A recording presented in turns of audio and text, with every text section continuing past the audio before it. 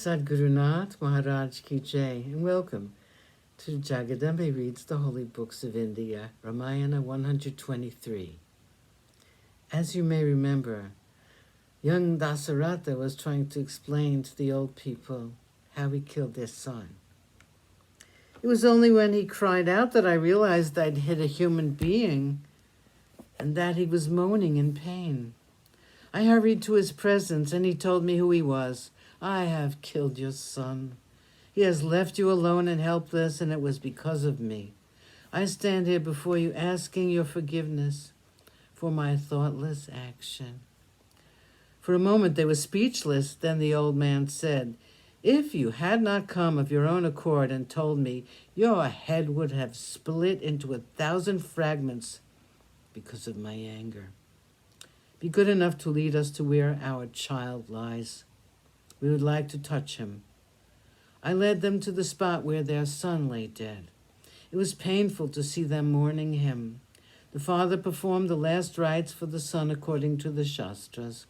He offered water as a tarpana for the son. The father then turned to me and said, "I'm suffering extreme sorrow because of the separation from my son. I am now cursing you who has caused this suffering for us.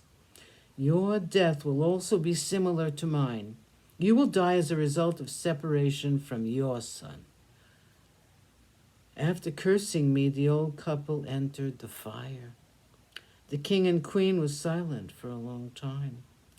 Poor Kaushalya was stunned when she heard the story.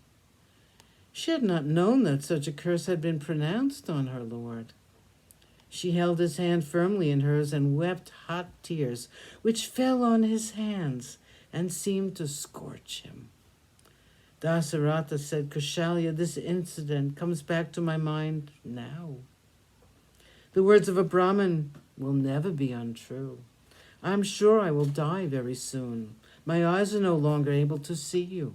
Everything looks dark to me. Kaushalya, touch me with your hands and comfort me with your presence. I cannot see you." He said musingly, "What I did to Rama is a grave injustice, and it does not befit me and the name I have earned so long in this world. But Rama's attitude toward me is worthy of him. Which father will send away his son even if the son is ill-natured, or even if he is a sinner? No father can treat his son as I have treated mine. My senses, Kaushalya, are getting numb, and I'm certain that the messengers of death have already been sent to fetch me. I'm dying, and my eyes are not able to have one last look at my beloved child. My life is draining away slowly from my body, and it is because of my son not being with me. Those who will see Rama after 14 years will be fortunate. They will see his face charming like the moon with eyes like lotus petals.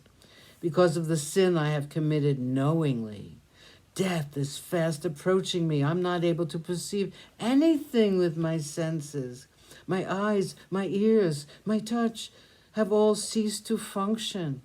I can see that one by one they are being withdrawn into the departing breath, like a lamp which has no more oil to feed it. Rama, you're away from me at the moment when I need you most. Kaushalya, my dear Sumitra, I have been deceived by Keiki. She has proved to be my death." The king was moaning for a long time. Often the name of Rama would escape his lips. The queens were beside him on the couch, and they were exhausted too. And leaning against the couch, they slept the sleep of exhaustion. 27. The death of Dasaratha. Day dawning, the Vandis and Magadhis came to the palace of the king, and as was their custom, they stood at the doorway and began to sing the praises of the king and to rouse him from sleep.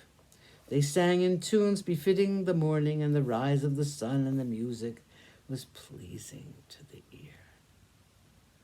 Sadguru Nath Maharaj Ki Jai. Thank you for coming. I hope you come again.